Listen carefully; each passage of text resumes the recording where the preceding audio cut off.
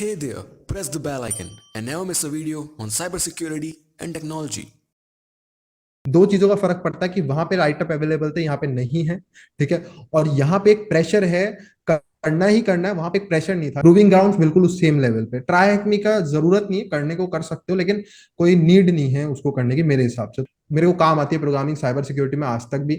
Networking पढ़ाई जाती है हर कॉलेज के अंदर, काम आता है। ऑपरेटिंग सिस्टम पढ़ाया जाता है, काम आता है। तो हर वो सब्जेक्ट जो आपको पढ़ाया जा रहा है, चाहे डेटा स्ट्रक्चर है, वो कहीं ना कहीं साइबर सिक्योरिटी में रिलेट कर ही जाएगा इन द एंड। हाँ, मतलब ओवरऑल बोल सकते हैं कि आपके पास दुनिया भर के टेक्निकल नॉलेज हो, आप कुछ भी कर सकते हो। लेकिन आप जब तक उसको बता नहीं सकते सामने वाले को, तब तक आप एग्जाम क्लियर नहीं कर सकते।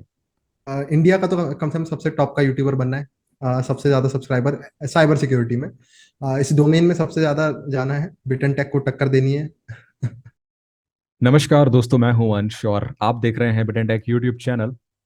तो इस वीडियो में मैं फिर से आ गया हूं अपनी साइबर टॉक सीरीज के साथ 2-3 साल बाद। इस सीरीज में मेरी कोशिश रहती है कि मैं ऐसे लोगों को बुलाऊं जिनसे आपको कुछ इन्फॉर्मेशन मिले। लाइक जो लोग अच्छा काम कर रहे हैं इस फील्ड में, जिनका कुछ एक्सपीरियंस है, जिनसे आपको कुछ सीखने को मिले। हम उनसे बात करते हैं, हम उनके व्यूज़ जानते हैं और कम्युनिटी में एक अच्छा स्टैंड क्रिएट करने की कोशिश करते हैं, एक साथ कोलैबोरेट करके। तो आज फिर से एक नए साइबर टॉक के साथ यहाँ पे मैं इंट्रोड्यूस कर रहा हूँ आपके सामने।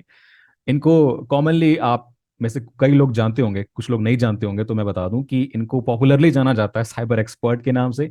इनका नाम है मिस्टर हर्षित जोशी और अपना इंट्रोडक्शन ये खुद ही देंगे। तो वेलकम मिस्टर हर्षित, आप आ सकते हैं अब। ओके। तो नमस्कार, कैसे हो? बढ़िया एकदम, आप बताओ। बहुत सही, बहुत सही। काफ़ी अच्छा लग रहा है काफ़ी टाइम बाद इस चीज़ को करके। तो हम अब ऑडियंस के सामने कुछ पॉइंट्स रखते हैं, कुछ उनसे बातें करते हैं। तो सबसे पहले आप ऑडियंस को अपना इंट्रोडक्शन दें कि who is Harshit Joshi, what does he do, and what is your work in an overall cyber security world. Okay so Harshit Joshi की अगर हम बात करें तो एक अभी साइबर सिक्योरिटी के स्टूडेंट हैं और बीसीए कर रहा हूं मैं करंटली। और 2+ ईयर्स का स्टडी एक्सपीरियंस है, ये कह सकते हैं। प्रोफेशनल तो अभी कुछ नहीं है। उसके अलावा साथ ब साथ मैं सर्टिफिकेट्स का काम कर रहा हूँ। साथ में मेरा यूट्यूब चैनल है द साइबर एक्सपर्ट नाम से। उसके अलावा मैं फ्रीलैंसिंग पढ़ाता हूँ। फ्रीलैंसिंग में लोगों को इसमें काफ़ी कंट्रीज के पढ़ा दिए हैं। सो उसके अलावा रिसर्च करना पसंद है। एक्सप्लॉइट डेवलपमेंट की तरफ थोड़ा ज़्यादा इंटरेस्ट है। बाइनरी एक्सप्लॉइटेशन जिसे हम कॉमनली कहते हैं, तो उसमें मेरा इंटरेस्ट है थोड़ा। ओके। तो बेसिकली आप एक स्टूडेंट हैं और आप साइबर सिक्योरिटी पढ़ाते भी हैं, आपका यूट्यूब चैनल भी है और काफ़ी चीज़ें हम्म। मैनेज करते हैं, मतलब एक साथ मैं बोल सकता हूँ। और जो हाँ। मेन यूएसपी है आपका फिलहाल, कि आपने फिलहाल अभी रिसेंट में ही एक एग्ज़ाम क्रैक किया है ओएससीपी के नाम से, जो कि काफ़ी हम्म। हाइप्ड अप है, काफ़ी रिकॉग्नाइज है इंडस्ट्री में।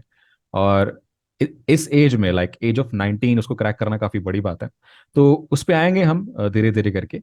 लेकिन सबसे पहले थोड़ा और इंट्रोडक्शन जानते हैं आपके बारे में, एक बैकग्राउंड की तरह हम लेके चलते हैं, बेस बनाते हैं कि एथिकल हैकिंग की फील्ड में कैसे, मतलब क्यों आए आप।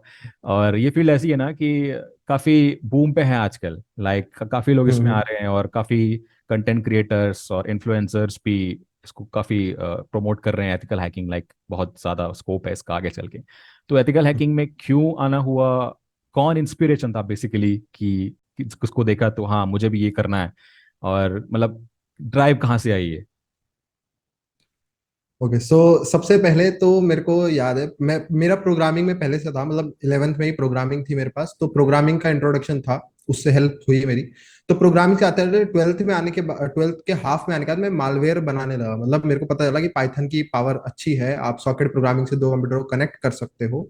सो उसके बाद मैंने बनाने शुरू करे कि दूसरे कंप्यूटर में कैसे हम उसकी ऑडियो सुन सकते हैं या लाइव स्ट्रीमिंग कर सकते हैं। ये मैंने बनाने शुरू करे बैकग्राउंड में करते करते, कि बैकग्राउंड में सब काम होते रहे, मुझे सामने वाले की स्ट्रीम सुनते रहे। तो ऐसे मालवेयर बनाने लगा। तो करते करते जब गूगल पे इन चीजों की सर्च कर रहा था, तो उस समय एक इंट्रोडक्शन हुआ टूल का, जो मुझे पता चला कि ये पैसे काम करता है, जिसका नाम था मेटास्प्लॉइट फ्रेमवर्क।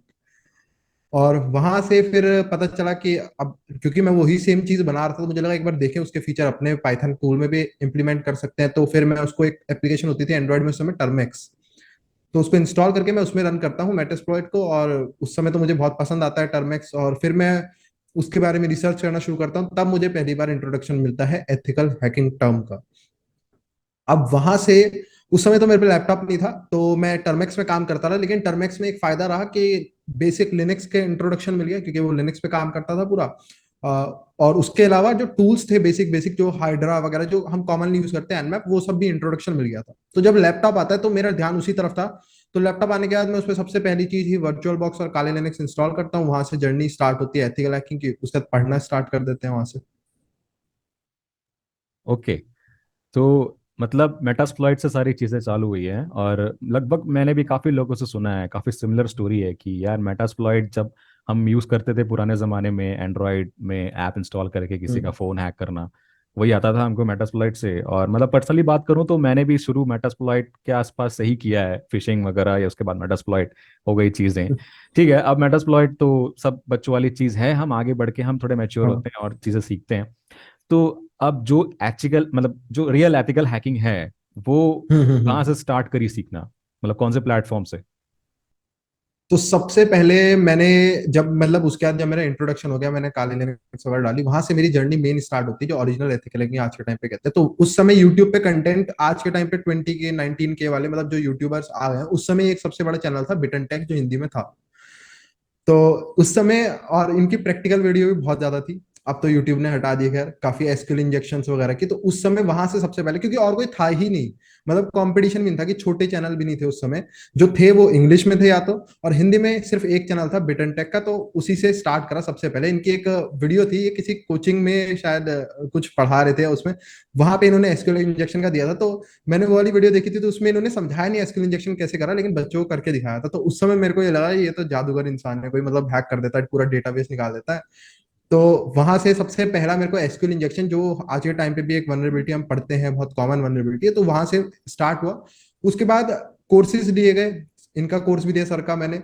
उसके अलावा मैंने द साइबर मेंटोर का कोर्स बहुत फेमस था उस समय, प्रैक्टिकल एथिकल हैकिंग, वो वाला कोर्स लिया। दो कोर्स पढ़े हुए मैंने, बिटन टेक और प्रैक्टिकल एथिकल हैकिंग।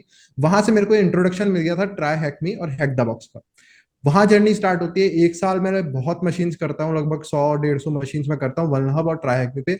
एक साल मेरा उसमें निकल जाता है इन कोर्सेज को पढ़ने और ट्राई हैक मी पे करने में। उसके बाद मेरे को ये बोरिंग लगने लग जाता है, मतलब 1.5 साल, 1 साल आदमी उसी में लगा हुआ है, और वही सेम चीज हो रही है, initial access privilege escalation, initial access privilege escalation. फिर वहां से एक नई चीज मिलती है, सीटीएफ कॉम्पिटिशन जो मुझे मिलते हैं, पीको सीटीएफ है उसका इंट्रोडक्शन। सीटीएफ कर रहा हूँ, और तब से लेके लगभग अब 1 साल और हो गया, तो तब से लेके अब तक मैं सीटीएफ खेलता हूँ, रेगुलरली अपडेट रहता हूँ। और अब करंटली मैंने सर्टिफिकेशंस करना शुरू कर दिया, तो मैं उसकी प्रिपरेशन भी साथ साथ कर रहा हूँ। ओके, तो मतलब अभी लगभग 6 महीनों में मेरे ख्याल से आपने 2 सर्टिफिकेशन कर लिए हैं लगातार, CEH एंड OSCP। 6 में भी नहीं, बल्कि कम में, 4 महीने के अंदर करे हैं। हाँ, मतलब मैंने ओवर एस्टिमेट कर लिया, हाँ। ठीक है, 4 महीने। हाँ। वो भी CEH के साथ OSCP देना, जबकि OSCP में लोग काफ़ी टाइम लगाते हैं, एटलीस्ट साल भी लगा देते हैं लोग उसको करने में। तो खैर OSCP पे हम बाद में आएंगे, वो तो काफ़ी बड़ा टॉपिक है। सबसे पहले, उसके पहले आपने बताया कि आप BCA कर रहे हो, तो उसकी बात करते हैं। देखो, हम्म। क्या होता है ना कि लोग पढ़ते हैं साइबर सिक्योरिटी, और काफ़ी बार मुझसे लाइव में या कमेंट्स में वो पूछते हैं कि सर आपने मैनेज कैसे किया, आपकी पढ़ाई है, आप कॉलेज जाते हो, आपको कॉलेज के असाइनमेंट्स, प्रोजेक्ट्स, एग्जाम सब देने होते हैं, मिड सेम्स होते हैं, फाइनल सेम्स होते हैं, मतलब उसके बाद अटेंडेंस भी देना होता है, आपको मार्क्स भी चाहिए, आपको बैक नहीं आना चाहिए, उसका भी एक स्ट्रेस होता है। तो कॉलेज की स्टडीज मैनेज करना साइबर सिक्योरिटी के साथ, क्योंकि हम्म। कॉलेज की स्टडी में होता नहीं है मोस्टली ये चीज़, तो ये मैनेज करना कितना मुश्किल है, और PCA से कैसे रिलेट करते हो आप साइबर सिक्योरिटी में? तो इसको मैनेज करने के लिए देखो, सबसे मेन चीज मैं हमेशा, जब भी मेरे से क्वेश्चन पूछते हैं कि कैसे मैनेज करते हो, मैं एक चीज बोलता हूँ कि चीजों को प्रायोरिटाइज करो, आपके लिए कौन ज्यादा इंपॉर्टेंट है उस पर ध्यान दो। साइबर सिक्योरिटी अगर आप प्रायोरिटाइज कर लेते हो, तो ऑब्वियसली आपका ध्यान कॉलेज से हट जाएगा। आप फोकस नहीं, एक ही चीज पे फोकस कर सकता है आदमी, क्योंकि लाइफ की दोनों बहुत बड़ी चीज है। या तो आप अपने करियर पे खुद से फोकस कर सकते हो, या आप कॉलेज के भरोसे रह सकते हो। ऐसा नहीं कि कॉलेज के भरोसे रह, बहुत लोग जाओ, लेकिन कॉलेज बेसिकली फोकस करते हैं सॉफ्टवेयर डेवलपमेंट, सॉफ्टवेयर इंजीनियरिंग, उस साइड, प्रोग्रामिंग की साइड ज्यादा हमारा फोकस रहता है। तो वो अलग चीज हो जाती। तो मैंने इसको मैनेज करने के लिए ये सोच रखा था कि आप ऐसे कॉलेज में एडमिशन लो जहां पे आपको थोड़ी फ्रीडम मिलती हो, ठीक है। जितने बड़े आप कॉलेज में जाते हो ना, क्योंकि मेरे फ्रेंड्स भी हैं आईआईटीज एनआईटीज के, वो एक ही चीज कहते हैं कि यार हमारे पे इतने ज्यादा प्रोजेक्ट्स, असाइनमेंट्स, उसके अलावा अपने से भी वो लोग कहते हैं कि आप कुछ प्रोजेक्ट्स बना के लाओ घर से, क्रिएटिव रहो। तो इतना कुछ वो दे देते कि उनको काम ही नहीं होता, 1 घंटा दिन में मुश्किल से निकाल पाते हैं वो साइबर सिक्योरिटी अपनी चीज पे, स्टडी पे फोकस करने के लिए। तो हमेशा कॉलेज अगर आपका प्रायोरिटाइज कर रखा है कि साइबर सिक्योरिटी में ही जाना है, तो कॉलेज हमेशा ऐसा लो जहां पे आपको इतना प्रेशर ना मिले, जहां पे आपको इतना फोर्स ना करा जाए इन चीजों के लिए, और आप फिर साइबर सिक्योरिटी पे फोकस कर पाओ कि अटेंडेंस भी अगर मैं 2 दिन की छुट्टी मार लूं हफ्ते में तो फर्क नहीं पड़ता इतना हो। तो 75-60% अटेंडेंस मैंडेटरी, इतना बहुत है, तो आप मैनेज कर पाओगे। वो चीज पे आप मेन ध्यान दो। और बीसीए से इसको रिलेट अगर आप कहते हैं कि कैसे कर सकते हैं, तो बीसीए या बीटेक में हमेशा कहता हूँ कि कॉलेज की जो पढ़ाई है वो हमेशा एथिकल हैकिंग में काम आती है। कॉलेज में कुछ अलग नहीं पढ़ाया जाता। मैं प्रोग्रामिंग भी पढ़ता हूँ और मैं कहता हूँ कि 100% मेरे को काम आती है प्रोग्रामिंग साइबर सिक्योरिटी में आज तक भी। नेटवर्किंग पढ़ाई जाती है हर कॉलेज के अंदर, काम आता है। ऑपरेटिंग सिस्टम पढ़ाया जाता है, काम आता है। तो हर वो सब्जेक्ट जो आपको पढ़ाया जा रहा है, चाहे डेटा स्ट्रक्चर है, वो कहीं ना कहीं साइबर सिक्योरिटी में रिलेट कर ही जाएगा इन द एंड। तो वो काम आती है, कभी वेस्ट नहीं जाती, चाहे आप कोई भी पढ़ रहे हो सब्जेक्ट्स। हाँ, ये बहुत बिल्कुल सही बात है। मैं अपना खुद का जो व्यू है ये भी रखना चाहूँगा यहाँ पे। जब मैंने कॉलेज किया था तो उस टाइम में अलग अलग जो सेमेस्टर से, मतलब सीएस ही था तो काफ़ी हेल्पफुल था वो। मेरा ये हम्म। डिसीजन जो था सीएस लेने का कॉलेज में, वो काफ़ी सही था। साइबर सिक्योरिटी में काफ़ी ज़्यादा हेल्प किया उसने। क्योंकि जो मतलब सेम बाय सेम अगर आप देखते जाओ तो थर्ड सेम में हमको सी पढ़ाया जाता है, फोर्थ सेम में हमको डेटा स्ट्रक्चर पढ़ाए जाते हैं, फिफ्थ सेम में आपका यूनिक्स आ जाता है, फिर नेटवर्किंग आ जाता है सिक्स सेम में, सेवन सेम में आपका SDLC या सिक्स सेम में आ जाता है, मुझे ठीक से याद नहीं है। लेकिन जो एट सेम है वहां पर आपको थोड़ा बहुत साइबर सिक्योरिटी भी आ जाता है। जब तक आप एट सेम तक पहुंचते हो हम्म। उस टाइम तक आप इतने कैपेबल हो जाओगे। अगर आप थर्ड सेम से फोर्थ सेम से चालू करते हो तो एट सेम तक आप इतने कैपेबल हो जाओगे कि जो साइबर सिक्योरिटी आपके कॉलेज में पढ़ा रहे हैं उनको आप पढ़ा सकते हो।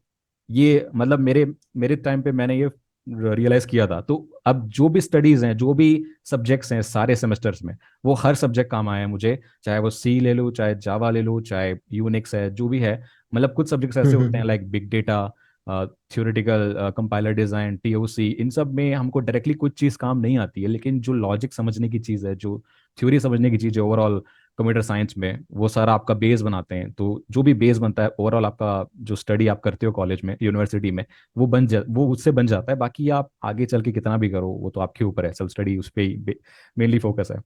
अब बात करते हैं ओएससीपी के बारे में, जो हमारा मुद्दा है आज। तो अब आपने ओएससीपी क्रैक किया है एट द एज ऑफ 19, दोनों सीएच एंड ओएससीपी। तो मैं ये पूछना चाहूंगा, बाकी लोग, बहुत लोगों का सवाल ये भी है कि ओएससीपी ही क्यों। अच्छा, ओएससी, ये तो यार आंसर इसका सबको पता है कि ओएससीपी की मार्केट वैल्यू इस समय ऐसी बना चुके हैं लोग कि मतलब वो क्रॉस कर चुकी है अपनी लिमिट जो होनी चाहिए, मुझे ऐसा लगता है उससे काफी ऊपर पहुंच चुकी है। ओवर हाइप्ड कह सकते हो, ठीक है। क्योंकि ऑफ कोर्स ऐसा नहीं है कि बहुत अच्छा सर्टिफिकेट है, बहुत नॉलेजेबल सर्टिफिकेट है, बहुत कुछ सीखने को मिलता है, लेकिन जहां पहुंचा दी गई है उसकी आज मार्केट वैल्यू वो बहुत ज्यादा है। और इसी चक्कर में मैंने कहा, क्योंकि वो सिर्फ हमारे बीच में नहीं कि जो पढ़ रहे हैं या पढ़ा रहे हैं, जो एचआर हैं उनके बीच में भी ये नाम पहुंच चुका है, जो लेने आते हैं आपको, ठीक है, जो इंटरव्यू लेते हैं, चाहे वो नॉन टेक्निकल है चाहे टेक्निकल, दोनों को ओएससीपी खुश कर देता है। ये इसलिए बढ़िया है क्योंकि कुछ सर्टिफिकेट होते हैं जो टेक्निकल्स वालों के लिए बहुत अच्छे होते हैं कि भाई ये करा हुआ है तो बहुत, लेकिन वो एचआर को नाम ही नहीं पता उसका। ये सर्टिफिकेट कॉमन है दोनों के बीच में, चाहे वो टेक्निकल पर्सन है उसको ही पता है कि ये टेक्निकल एग्जाम देके आ रहा है 48 आवर्स का, तो इसके नॉलेज है। और एचआर है, उसको ओएससीपी का नाम सुना हुआ ही होगा उसने आराम से। तो आराम से आपको बहुत बेनिफिट मिलता है अगर आप ओएससीपी करते हो। तो मैंने ये सोच रखा था कि ओएससीपी तो करना है जॉब लेने से पहले, क्योंकि बेनिफिट देता है जॉब में। ओके, तो अब हमने बात कर ली कि ओएससीपी क्यों चूज किया। मतलब अब बहुत लोगों को ये तो पता चल ही गया होगा कि मैं अभी ओएससीपी के लिए प्रिपेयर कर रहा हूँ काफ़ी टाइम से। जॉब के साथ, यूट्यूब के साथ कॉन्स्टेंटली ट्राई करता हूँ कि दिन में एक या दो मशीन सॉल्व कर लूँ। जो ऑप्सेक की हैं पहले वो कर रहा हूँ, उसके बाद प्रूविंग ग्राउंड्स भी चालू किया है, उसके बाद ट्राई हैक में ही हैक द बॉक्स, जो पूरा पाथवे है ओएससीपी का वो पूरा करना है। तो मेरी भी प्रिपरेशन के लिए काफ़ी हेल्प करेगा। आपके जितने भी व्यूज़ हैं, ओपिनियंस है, काफ़ी मुझे हेल्प करेंगे पर्सनली। और अब ये तो हो गया कि आपने चूज क्यों किया। अब इंट्रोडक्शन भी दे दो कि ओएससीपी है क्या, क्योंकि काफी नए लोग होते हैं, बिगनर्स होते हैं, जिनको सीएच तो पता है लेकिन ओएससीपी नहीं पता। तो एक ब्रीफ इंट्रोडक्शन की, ये हम्म। क्या कंटेन करता है, क्या चीज एग्जाम। तो OSCP is offensive security certified professional. अब ऑफेंसिव सिक्योरिटी जो कंपनी जिसने आप काले लिनक्स सभी यूज करते होंगे, उसी कंपनी का ये सर्टिफिकेट है। बहुत फेमस सर्टिफिकेट है, पूरा प्रैक्टिकल एग्जाम होता है, 48 आवर्स का एग्जाम होता है। सबसे मेन बात ये, क्योंकि लोग सुन के डर जाते हैं कि भाई 48 आवर्स आपने और कंटिन्यूस करना पड़ता है, ऐसा नहीं कि आप बीच में ब्रेक लो, क्योंकि 48 आवर्स की वो लिमिट देते हैं, उसके बाद आपका एक्सपायर हो गया तो आप कुछ नहीं कर सकते। 24 आवर फर्स्ट आपको पूरा एक्सप्लॉइटेशन करना होता है उनको। वो आपको इस समय पहले 5 आईपी आती थी, अब अप्रैल के बाद से 6 आईपी हो गई है। अब आपको 6 मशीन्स को एक्सप्लॉइट करना होता है, इंक्लूडिंग उसमें एक्टिव डायरेक्टरी का पार्ट भी इंक्लूड हो गया है। तो उनको एक्सप्लॉइट करके आपको जो पूरा दिखाना होता है कि मैंने सारी मशीन का एक्सेस ले लिया। उसके बाद आपको एक पूरी रिपोर्ट बनानी होती है प्रोफेशनल तरीके से, कि वो उनको लगे कि एक प्रोफेशनल ने रिपोर्ट बनाई, और सब कुछ एग्जैक्ट पॉइंट्स लिखे होने चाहिए कि सही में आपको इससे शेल मिला है। जब वो मिल जाए आपको वो रिपोर्ट भेजनी होती है अगले 24 आवर्स में। तो 24 आवर्स होते हैं एक्सप्लॉइटेशन के लिए, 24 आवर्स मिलते हैं रिपोर्टिंग के लिए। जब वो आप कर लेते हैं उसके बाद वो डिसाइड करते हैं कि क्या आपने वो एग्जाम पास करा है नहीं करा। आप एक्सप्लॉइट करने के बाद भी रिपोर्ट गंदी बनाते हो, उनको नहीं समझ आती, तो वो आपको रिपोर्ट के बेस पे भी फेल कर देते हैं। तो बहुत कह सकते हैं कि बहुत सीरियस एग्जाम है, बहुत हार्ड एग्जाम माना जाता है। तो मेरे हिसाब से अच्छा नॉलेजेबल एग्जाम है, अगर आप देना चाहते हो, जिन लोगों को अभी इंट्रोडक्शन मिल रहा है ओएससीपी का, तो अगर आप देना चाहते हो, इस फील्ड में आए हो, तो बहुत अच्छा नॉलेजेबल एग्जाम है, आप जरूर दो इस एग्जाम को। हाँ, मतलब ओवरऑल बोल सकते हैं कि आपके पास दुनिया भर के टेक्निकल नॉलेज हो, आप कुछ भी कर सकते हो, हम्म। लेकिन आप जब तक उसको बता नहीं सकते सामने वाले को, तब तक आप एग्जाम क्लियर नहीं कर सकते। इट्स लाइक आपके अंदर कितना भी अच्छा फीलिंग हो ट्रू लव का, आप एक्सप्रेस ना कर पाओ, तो फिर आपको वो नहीं मिलेगी। तो ठीक है, अब ये देखो एग्जाम का इंट्रोडक्शन मिल गया हमको। और अब जो एग्जाम है, इसका जो डिफिकल्टी लेवल है वो आपके हिसाब से कितना है? मतलब कैसा डिफिकल्टी लेवल है, और क्या मशीन्स वगैरह लोग करते हैं? Hack the box, try hack में काफ़ी कुछ करते हैं, सोचते हैं कि कितना करना चाहिए, कितने लेवल तक जाना चाहिए। तो एग्ज़ाम का डिफिकल्टी लेवल क्या है, और जो पढ़ाई होती है उसकी ओएससीपी की, वो कहाँ से कर सकते हैं हम रिसोर्सेस? तो एग्जाम का डिफिकल्टी लेवल देखो, सबसे पहले तो पर्सन टू पर्सन डिपेंड करता है। बिल्कुल बिगनर के लिए तो बहुत ही हार्ड है, अलग ही लेवल का एग्जाम है। लेकिन इसमें डिपेंड करता है कि आपने कितना पहले से, आपका प्रायर एक्सपीरियंस कितना है इन चीजों के साथ, मशीन या बॉक्सेस के साथ।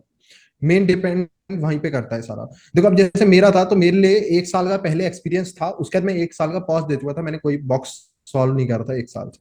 उसके बाद मैं आता हूँ, लेकिन मेरे पे एक्सपीरियंस था 1 साल का, मैं 100-150 मशीन ऑलरेडी कर चुका था। तो मेरे को ये एग्जाम जब मैं प्रिपेयर करने लगा, उस टाइम पे भी मैंने लगभग 100-150 मशीन और करी होंगी आराम से, मिनिमम मिनिमम। तो आप पे 300 बॉक्सेस का एक्सपीरियंस है, और आपको गारंटी है, क्योंकि इसमें कुछ ज्यादा नहीं है। अगर आप सोचोगे ना 300 बॉक्स कर लिया, तो उसी में से कुछ ना कुछ घूम फिर के उन एग्जाम में भी आना है, वो कुछ अनोखा नहीं निकाल देंगे। वही आना है इनिशियल एक्सेस में, आपको वही आना है प्रीवियस में। उसमें से बस आपको टेक्निक ढूंढनी पड़ेगी कौन सी, उन 300 मशीन में जो आपने एक्सपीरियंस गेन करा है, वो आपको वहां पे प्रूव करना पड़ता है। तो डिपेंड करता है, अगर आप इसको 1 साल सीरियस होकर देते हो एग्जाम को, मैं कहता हूँ 1 साल, तो आपको इजी लगेगा एग्जाम, ये गारंटेड। क्योंकि 1 साल में आप बहुत बॉक्सेस कर सकते हो, बहुत टाइम होता है 1 साल अगर आप सीरियस होकर देते हो। यही मैं कुछ लोगों को देखता हूँ कि 1 महीने पहले, 2 महीने पहले इसकी प्रिपरेशन स्टार्ट करते हैं, क्योंकि जो होते हैं ना प्रोक्रेस्टिनेटर की, बाद में देखेंगे बाद में देखेंगे, और वो 2 महीने पहले, तो वो उनको तो ये ऐसा लगता है सुपर हार्ड, क्योंकि आपने तैयारी ही नहीं करी थी। और ये एग्जाम का जो कोर्स कवरेज है वो बहुत बड़ा है, तो ये एकदम नहीं निकल सकता। तो डिपेंड करता है, अगर आप प्रिपेयर कर रहे हो सही में, आपने अपने अंदर से प्रिपेयर करा है, पूरा 100% दिया, तो आपके लिए एग्जाम मीडियम या इजी रहेगा। अगर आपने नहीं प्रिपेयर करा है अच्छे से, तो आपको एग्जाम बहुत डिफिकल्ट लगने वाला है, ये मैं कह सकता हूँ। जी बिल्कुल। और हर्षित के बारे में मैं बता दूं कि ये शुरू से सीटीएफ करते आ रहे हैं ना, तो शुरू से इनको वही हम्म। पैशन है सीटीएफ का। और जो एग्जाम है वो रियली एक सिमुलेशन है, पूरा सीटीएफ सिमुलेशन है, बग बाउंटी से काफ़ी अलग है। तो इसके लिए आपको प्रैक्टिकली जो हमारे पास प्लेटफॉर्म्स हैं जो इसके लिए बने हुए हैं, हैक द बॉक्स या ट्राहैक में या ऑफसेक ने ही प्रूविंग ग्राउंड्स या आपने खुद के लैब्स दिए हैं, ये सारे के सारे सॉल्व करे हैं, काफ़ी टाइम से सॉल्व करते आ रहे हैं। और ये मैं पूछना चाहूंगा कि जो ट्रैक मी के रूम्स हैं, वो आपने सब्सक्रिप्शन लिया था कि फ्री वाले ही करे थे सारे? मैंने एक सब्सक्रिप्शन किसी का नहीं लिया, मेरे को हैक द बॉक्स और ट्राई का, मेरी जो सीटीएफ टीम है, तो हम सीटीएफ जीतते हैं तो हमारे को उनसे वाउचर्स मिल रखे थे, तो मैंने उसका यूज करा। मैंने सिर्फ प्रूविंग ग्राउंड्स का खरीदा था, क्योंकि मुझे वो वर्थ इट लगा कि हाँ। और अगर नहीं होता मेरे पे मान लो वाउचर, तो मैं हैक द बॉक्स और प्रूविंग ग्राउंड दोनों खरीदता। ट्राई का मैं इतना नहीं मानता, क्योंकि ट्राई में बहुत लिमिटेड है, ओएससीपी के लिए मशीन है, लेकिन बहुत लिमिटेड है। हैक द बॉक्स करते हो बहुत है। और आपको अगर बिल्कुल ओएससीपी लाइक मशीन पे जाना है तो आप प्रूविंग ग्राउंड्स पे जा सकते हो, लेकिन उसकी भी जरूरत नहीं, क्योंकि अगर आप हैक द बॉक्स कर रहे हो तो आप एक लेवल ऊपर ही कर रहे हो ओएससीपी की मशीन से। प्रूविंग ग्राउंड्स बिल्कुल उस सेम लेवल पे। ट्राई हैकमी का जरूरत नहीं है, करने को कर सकते हो, लेकिन कोई नीड नहीं है उसको करने की मेरे हिसाब से। तो मैंने करा था क्योंकि मेरे पे सब्सक्रिप्शन था, तो सब्सक्रिप्शन फ्री सब्सक्रिप्शन है, सभी फायदा उठाते हैं, तो मैंने इसलिए करा था। हाँ, कॉलेज के साथ अगर आपने एक साल में 300 मशीन कर ली है तो हम सोच सकते हैं कि कितना अंदर से ड्राइव है वो करने का, सीटीएफ करने का। और मतलब ट्रैक मी का सब्सक्रिप्शन नहीं था, सिर्फ फ्री मशीन्स थी। और हैक द बॉक्स की अब बात करें तो एक लिस्ट है नहीं, बहुत। ट्राई हैकमी का था, वही मैं बता रहा हूँ, सीटीएफ टीम को मिला था, यूज करा है मैंने, लेकिन मेरा नहीं था वो। हाँ, तो उसमें भी वो सारी सब्सक्रिप्शन वाली मशीन करी है ना? सारी नहीं करी मैंने, ट्राई में कुछ करी थी, लेकिन मेरे को वो एज कम मैं हैकडा बॉक्स भी साथ साथ कर रहा था। तो आप जब हैकडा बॉक्स कर रहे हो तो आपको ट्राई हैक की मशीन वो लेवल की लगती ही नहीं है, तो मैंने उसको छोड़ दिया था। मैंने दो तीन मशीन करी जो लोग कहते हैं कि ओएससीपी लाइक मशीन है, लेकिन मुझे हैकडा बॉक्स ज्यादा पसंद आया था, तो मैंने छोड़ दिया था, वो नहीं करा था मैंने ट्राई हैक में ज्यादा। ओके, तो अप्रोक्सीमेटली हैक द बॉक्स में कितनी मशीन सॉल्व करी होगी टोटल? टीजनल की लिस्ट में मेरे ख्याल 50 के आसपास तो है टीजनल में, हैक विंडोज और लिनक्स मिला के, तो मतलब मैंने पूरी टीजनल की लिस्ट कंप्लीट करी, उसमें 50 या 70 के आसपास है शायद, विंडोज और लिनक्स मिला के, तो वो शायद सारी करी है। हाँ, मैंने लगभग सारी करी है वो। और ऑन एन एवरेज लाइक बात करें तो मुझे, जब मैं सॉल्व करता हूँ सीटीएफ, तो ऑन एन एवरेज मुझे मतलब अगर मैं 2 घंटा एक मशीन को टाइम दूंगा तो इजी मशीन है तो वो तो आधे घंटे में हो जाती हैं। इंटरमीडिएट मशीन है तो उसको 2 घंटा भी लग सकता है, उससे ज़्यादा भी लग सकता है। तो एक मशीन हम्म। में ऑन एन एवरेज कितना टाइम देना पड़ता है, डिपेंडिंग अपॉन द डिफिकल्टी? मेरे लिए जो टाइम था, देखो मेरा टाइम इसलिए भी लेस है कि मैं पहले ही बता देता हूँ कि मैं किसी पार्ट पे अगर स्टक होता हूँ तो मैं 10 से 20 मिनट के बाद मेरे अंदर का एक वो हो जाता है कि भाई अब अटके हुए हैं, कुछ कुछ देखना है, कुछ आंसर चाहिए इसका। तो मैं राइट अप पे चले जाता हूँ। मैं ऐसा नहीं कर सकता कि 1 घंटा वेट करूंगा, मैं ऐसा नहीं हूँ। 10-20 मिनट बाद मैं राइट अप पे शिफ्ट कर जाता हूँ, क्योंकि जो चीज मैंने छोड़ी है या तो मेरे को बिल्कुल नहीं आती, तो वो मेरे को 2 घंटे बाद भी नहीं आएगी। और अगर वो मेरे को चीज आती है तो कोई नहीं, मैंने स्किप कर दी, वो तो आती है ना, कोई ऐसा नई नॉलेज तो दे नहीं देगी मुझे। तो मैं दोनों पार्ट में मेरे को इसलिए टाइम नहीं लगता, तो मैं 10-20 मिनट लेता हूँ अगर मैं कहीं पे अटक रहा हूँ। लेकिन कोशिश मैं खुद से करता हूँ, अगर अटक गया 10 मिनट मुझे ऐसा लगता है कि अब कुछ बात नहीं मिला, राइट अप पे हल्की सी हिंट ली कि अच्छा ये वाली सर्विस पे ध्यान देना है, तो अब मैं वहां शिफ्ट हो जाऊंगा, बस इतना काम।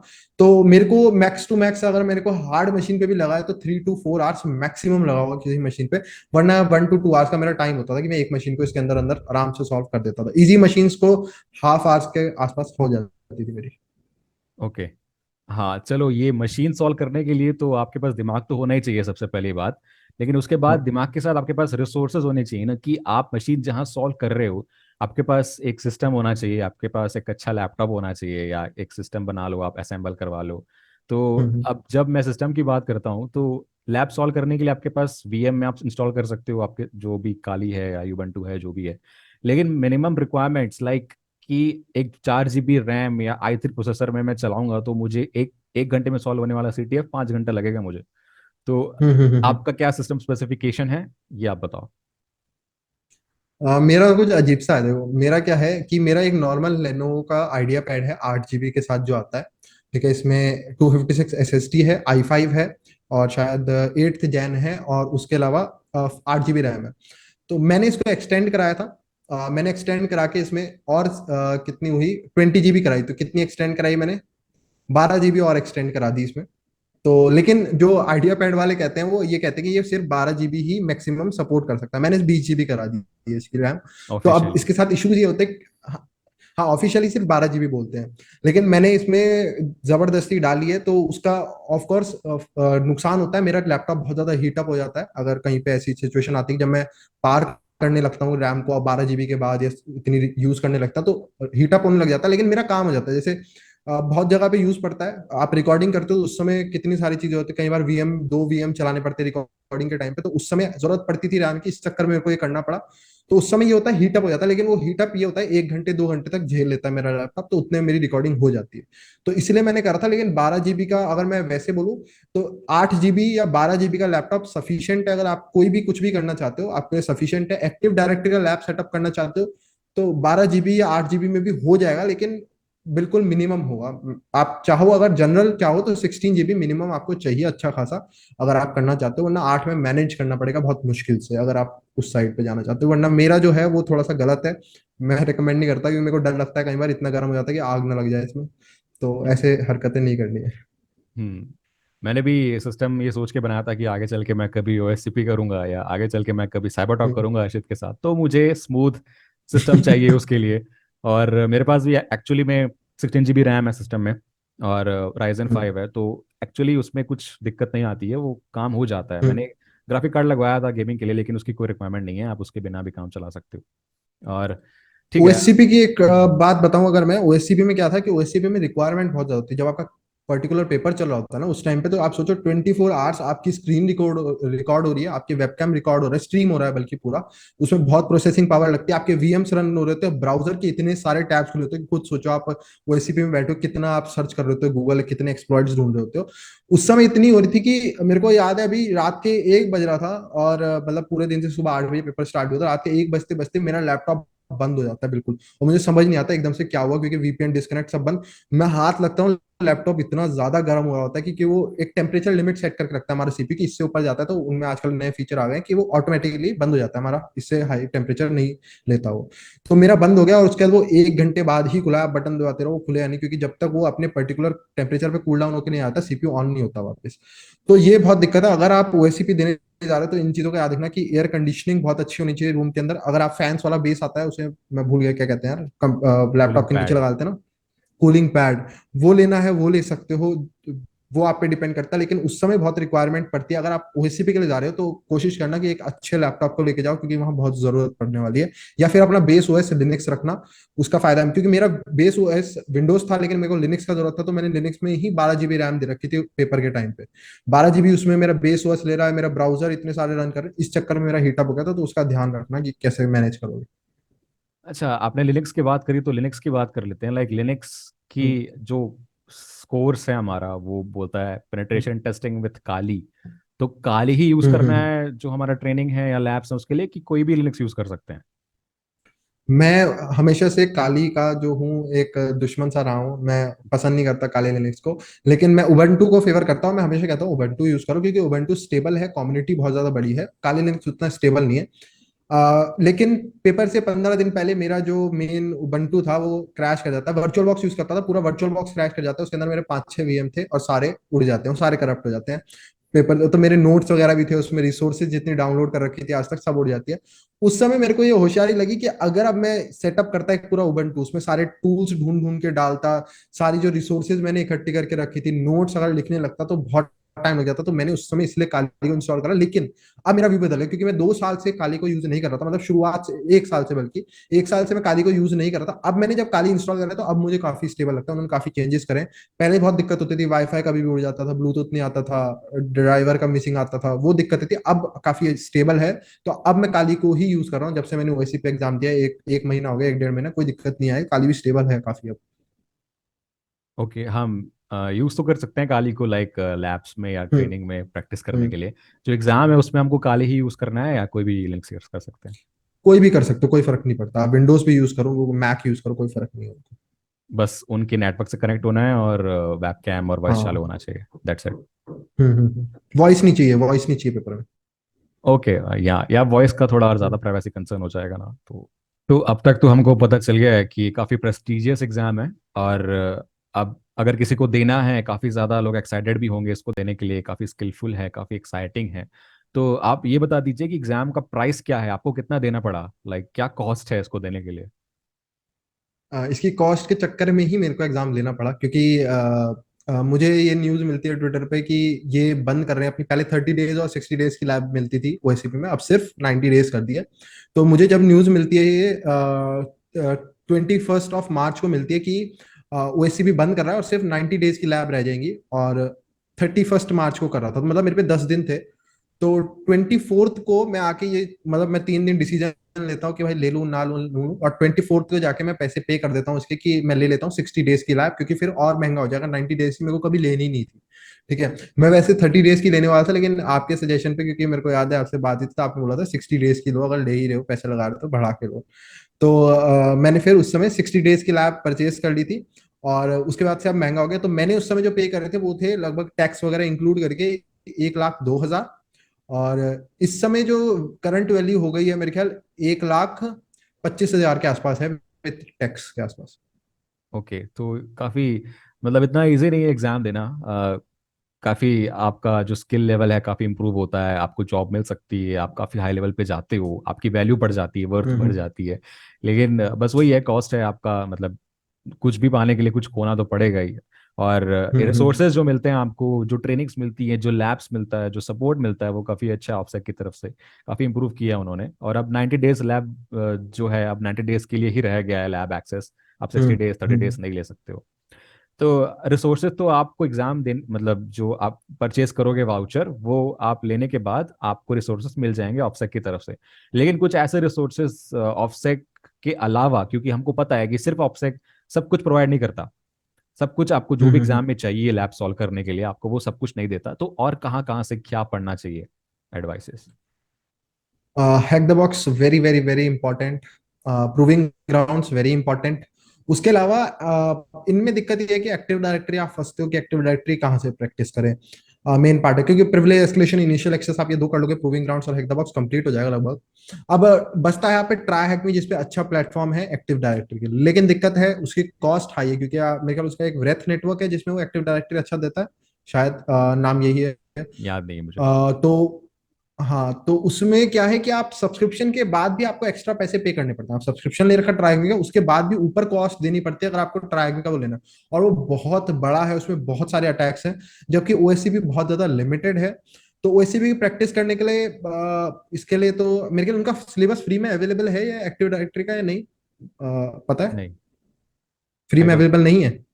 ये जो नहीं है। थ्रोबैक लैब्स है, जो मैं जानता हूँ, थ्रोबैक के नाम से कोई लैब्स है ट्राइक पे, उसका सिलेबस हम्म। आपको मिल सकता है, लेकिन जो लैब्स है वो पेड है। सिलेबस का श्योर अच्छा, नहीं हूँ। ओएससीपी का अगर सिलेबस फ्री है तो आप देखोगे बहुत कम सिलेबस है, उतना पढ़ने की जरूरत नहीं है। आप बेसिक बेसिक देखो, मैं बताता हूँ, दो फेज पढ़ लो आप खाली एक्टिव डायरेक्टर के, एक पोस्ट एन्यूमरेशन, एक पोस्ट एक्सप्लॉइटेशन, उतना बहुत है। कोई आपको एसएमबी रिले और वो जो स्टार्टिंग के अटैक होते हैं ना एक्सप्लॉइटेशन के, वो करने की जरूरत नहीं है। और कोई भी आपको परसिस्टेंस वाले अटैक जो है वो भी आपको एससीपी में काम नहीं आएंगे, वो रियल वर्ल्ड पेन टेस्टिंग के काम आते हैं। तो वहां पे आपको सिर्फ पोस्ट एन्यूमरेशन और पोस्ट एक्सप्लॉइटेशन, तो इतना उसके लिए पढ़ने की जरूरत नहीं। इन दो फेजेस को आप पढ़ लो, आपका डन हो जाएगा ओएससीपी के लिए। मेरे ख्याल से इतनी रिसोर्सेज बहुत हैं। उसके अलावा इतने सारे यूट्यूबर्स हैं, इनको देखो, मेरे को देखो, तो उनकी वीडियोस रेगुलर देखते रहो तो आपका हो जाएगा। हाँ, ये तो हमको पहले से सुनते आ रहा हूँ मैं कि हैक द बॉक्स है, ट्राई हैक मी है, वो तो करना ही है हमको। और जो भी एक्सप्लॉइट्स आपको मिलते हैं पब्लिकली, आपको कभी कभार ऐसा भी होता है कि सर्च एक्सप्लॉइट में ना मिले, आपको गूगल पे सर्च करना पड़े, गिटहब से आपको एक्सप्लॉइट्स मिले। कोई टेक्नोलॉजी रन कर रही हो आपके सिस्टम में, कोई रूबी में चलता है एक्सप्लॉइट, कोई पर्ल में चलता है, तो एनवायरनमेंट सेटअप होना चाहिए आपके लिए। तो ये सब आपको रिसर्चिंग स्किल्स काफ़ी काम आती हैं वैसे एग्जाम में। और बाकी आप कुछ ऐड करना चाहते हो रिसर्च के पॉइंट में, तो आप कर सकते हो। रिसर्च के पॉइंट में देखो, रिसर्च में क्या होता है ना, मैं अगर वैसे बताऊं, हैक द बॉक्स और ट्राई हैक मी ने आदत इतनी खराब कर दी रिसर्च की, लोगों को लगता है कि पहला दूसरे लिंक पे एक्सप्लॉइट मिल जाएगा। बट रिसर्च में क्या है, ओएससीपी में ऐसा नहीं है। देखो, अगर आप गूगल की एल्गोरिदम समझते हो तो वो लिंक्स जो सबसे टॉप पे आ रहे हैं वो इसीलिए आ रहे हैं क्योंकि हैक द बॉक्स है, जो यूजर, इतने सारे यूजर्स ऑलरेडी सर्च कर चुके हैं, इसलिए वो टॉप पे आ रहे हैं। ओएससीपी एग्जाम बहुत लिमिटेड लोगों ने दिया है, तो जो एक्सप्लॉइट्स आप ढूंढ रहे हो वो टॉप पे नहीं आने वाले। वो ऐसा भी हो सकता है आपको सेकंड पेज पे जाना पड़े उनका एक्सप्लॉइट ढूंढने के लिए, किसी एक्सप्लॉइट डीबी जैसी फेमस वेबसाइट ने ना डाला हो, किसी अपने ही एक इंडिविजुअल रिसर्चर ने अपनी वेबसाइट पे डाल रखा हो उस चीज का एक्सप्लॉइट, ऐसा भी हो सकता है। ठीक है, तो उस पर आपको ध्यान रखना है। तो रिसर्च वहां पे आपको एक बहुत डीप में करनी है, ऐसा नहीं करना कि फर्स्ट सेकंड थर्ड लिंक पे नहीं मिला तो नहीं हुआ, गिटहब का पहला दूसरा लिंक पे नहीं हुआ तो नहीं मिला। वहां पे आपको बहुत डीप में रिसर्च करनी है, इस बात पे ध्यान रखना है। सर्च एक्सप्लॉइट में जो टर्म आप सर्च कर रहे हो, ऐसा हो सकता है वो वाली टर्म में ना हो, उसका एक्सप्लॉइट हो लेकिन टर्म अलग हो, तो वो भी फर्क पड़ता है। तो उस चीज का आपको बहुत ध्यान रखना है। कभी कभार आप जो सर्च कर रहे हो उस नाम से ना मिले, आपको सीवी नाम से मिले, या हम्म एमएस के जो नाम्स होते हैं, 010 स्टेप से कुछ थे पहले फोनक्रा, मतलब एसएमबी वाले, तो हम्म हम्म हम्म उस नाम से भी हो सकते हैं। और इसी पॉइंट पे मैं आगे बढ़ता हूँ नेक्स्ट क्वेश्चन पे, कि जो रिसर्चिंग स्किल्स हैं काफ़ी टाइम पे लोग उसको भूल जाते हैं या ठीक से कर नहीं पाते, तो उनको एक्सप्लॉइट्स नहीं मिल पाते हैं। कभी कभार फिर लैब मशीन्स भी कंप्लीट नहीं हो पाती हैं। तो अब कुछ लोग, मतलब काफ़ी लोग, काफ़ी हार्ड एग्जाम बोलते हैं इसे, और फर्स्ट अटेम्प्ट में क्लियर नहीं कर पाते। तो हम्म। क्यों, क्या रीजन हो सकते हैं इसके? फर्स्ट अटेम्प्ट में कुछ कमी रह गई है, कहीं स्टक हो गए हैं, क्या रीजन हो सकते हैं इसके? या क्या आपको लगता है कि उनको दोहरानी नहीं चाहिए गलती नेक्स्ट बार, ताकि वो पास हो जाएं? देखो, इसमें क्या होता है, देखो अगर आप स्टूडेंट फेज में हो, दो अलग अलग ओएससीपी बहुत ज्यादा, ज्यादातर जो मेजोरिटी में देखता हूँ जॉब्स वाले देते हैं। ठीक है, स्टूडेंट देने लगे हैं आजकल, लेकिन उतने नहीं देते, क्योंकि स्टूडेंट के दो इशू होते हैं, एक तो मॉनेटरी इशू है ना, पैसे उतने ज्यादा नहीं होते, और दूसरा कॉन्फिडेंस उतना नहीं आता क्योंकि रिक्वायरमेंट भी नहीं है, अभी कंपनी में गए नहीं, क्योंकि जब आप कंपनीज में जाते हो तो आपको लगता है कि कंपनी पे कर रही है और कंपनी मांग भी रही है ओएसीपी सर्टिफिकेट, आप जब दूसरी कंपनीज में शिफ्ट करते हो तो जरूरत पड़ती है। अभी आपको जरूरत नहीं लगती, लोग करते नहीं, ज्यादातर मेजोरिटी जो जॉब वाले करते हैं। अब स्टूडेंट करते हैं तो मैं स्टूडेंट से मेजोरिटी देखता हूँ निकाल देते हैं, पास कर लेते हैं, फेल होते हैं लेकिन मेजोरिटी पास कर देते हैं क्योंकि उनका फोकस इस समय पढ़ाई पे, वो आराम से कर लेते हैं, निकाल देते हैं। जो फेल होते हैं मेरे को उनका लगता है कि एक रिपोर्ट मेकिंग बहुत बड़ी दिक्कत है, लोग ना कभी प्रैक्टिस नहीं करते रिपोर्ट मेकिंग की। उस समय तो वो तेजी से मशीन्स को भी एक्सप्लॉइट कर लेते हैं, सब कुछ कर लेते हैं, एग्जाम के टाइम पे रिपोर्ट के टाइम पे बहुत दिक्कत करते हैं। मैंने बहुत लोगों को देखा रिपोर्ट की वजह से फेल होते हैं। रिपोर्टिंग की हमेशा प्रैक्टिस करो। एग्जाम से 2-3 दिन पहले मैंने एक सिमुलेशन तैयार करा था, बिल्कुल सेम कैसे मैं ओएससीपी की रिपोर्ट बनाने वाला हूँ उसकी सेम एक कॉपी बना ली मैंने, और उसमें पूरी रिपोर्ट बनाई थी मैंने। एक एक्टिव डायरेक्टरी नेटवर्क ले लिया, पीडब्ल्यू के लैब्स जो प्रोवाइड करते हैं उसका एक एक्टिव डायरेक्टरी ले लिया, और कोई भी 3 मशीन चूज कर लो, और आप सोचो ये आपका एग्जाम है, तो उसकी आप रिपोर्ट कैसे बनाओगे, वो पूरी मैंने रिपोर्ट बनाई थी। और ऐसे 2 बार बनाई थी मैंने रिपोर्ट, और उसका मेरे को बहुत बेनिफिट मिला। जब मैं ओरिजिनल रिपोर्ट बना रहा था ना, तो मेरे को एक फ्लो में बहुत आसान हो रहा था समझने में कि इंडेक्स यहाँ रखना है, क्या हेडिंग डालनी है, वो सब आपको बेनिफिट मिलता है, उसका तैयारी रखो। ठीक है, और रिपोर्टिंग में ये भी बेनिफिट रहता है, आपको स्क्रीनशॉट कितना पार्ट का लेना है, किस पार्ट पे आपको हाईलाइटिंग करनी है, वो आपको एक प्रिपरेशन मिल जाती है कैसे काम करना है। दूसरा आते हैं कि जॉब वाले मैं देखता हूँ ज्यादातर फेल होते हैं, जॉब की उनकी गलती नहीं है, क्योंकि कंपनी दिलाती है, और कंपनी वैसे ही अपनी तरफ से इतना प्रेशर देके इतने सारे प्रोजेक्ट्स उनको देके रखती है और कहती है कि आप सर्टिफिकेट करो, पैसे हम दे रहे हैं। टाइम नहीं देती है, टाइम देती है 10 दिन पहले, आप मांगोगे उनसे कि सर हमें छुट्टी चाहिए, हमारा 10 दिन बाद सर्टिफिकेट है कंपनी की तरफ से, 10 दिन पहले छुट्टी दे दी। अब 10 दिन में कौन प्रिपेयर कर सकता है ओसीपी के लिए? तो ये वाला जो किस्सा था ना, ये मेरे को अभी पता चला, क्योंकि रिसेंटली मैं एक जने को पढ़ा रहा हूँ ओएससीपी के लिए। वो उसका 31st को एग्जाम है, रेड टीमर है वो, एक प्रोफेशनल, 5-1 साल का एक्सपीरियंस है। तो उसका क्लाइंट ओएससीपी मांग रहा है। तो अब वो 24th को मेरे पास आता है कि मेरा 31st को एग्जाम, मेरे को ओएससीपी के लिए प्रिपेयर करा दो। तो अब वो दिक्कत आ गई, और वो कह रहा है कि मेरी भी गलती नहीं है, क्योंकि कंपनी वालों ने इतने सारे प्रोजेक्ट्स दे रखे हैं, मुझे अलग अलग हैंडल्स करना पड़ता है क्लाइंट को, मेरे पे इतना टाइम नहीं मिल पाता, मैं करूंगी तो ज्यादा से ज्यादा हद से ज्यादा एक मशीन में दिन की कर लेता हूँ, उससे ज्यादा मैं टाइम नहीं दे पा रहा हूँ। तो उसकी भी गलती है। तो वहां पे ये लोग ऐसे होते हैं, या तो आप 6 दिन में आपको नॉलेज है पिछली प्रीवियस, और अगर आपको बिल्कुल ओएससीपी टाइप की नॉलेज नहीं है, आप नहीं है उस साइड में, आप ब्लू टीमिंग में हो, आपको उसी का वर्क एक्सपीरियंस है, तो आपको बहुत दिक्कत होती है ओएससीपी लाइक एग्जाम में। तो वहां 6 दिन में आप कवर करना बहुत मुश्किल हो जाएगा। अब जिनको मैं पढ़ा रहा हूँ उनको प्रीवियस एक्सपीरियंस अच्छा है, तो वो कवर कर पा रहे हैं तेजी से, फिर भी उतना नहीं कर पा रहे हैं अभी, क्योंकि 6 दिन में आप ओएससीपी निकालना नेक्स्ट टू इम्पॉसिबल चीज है।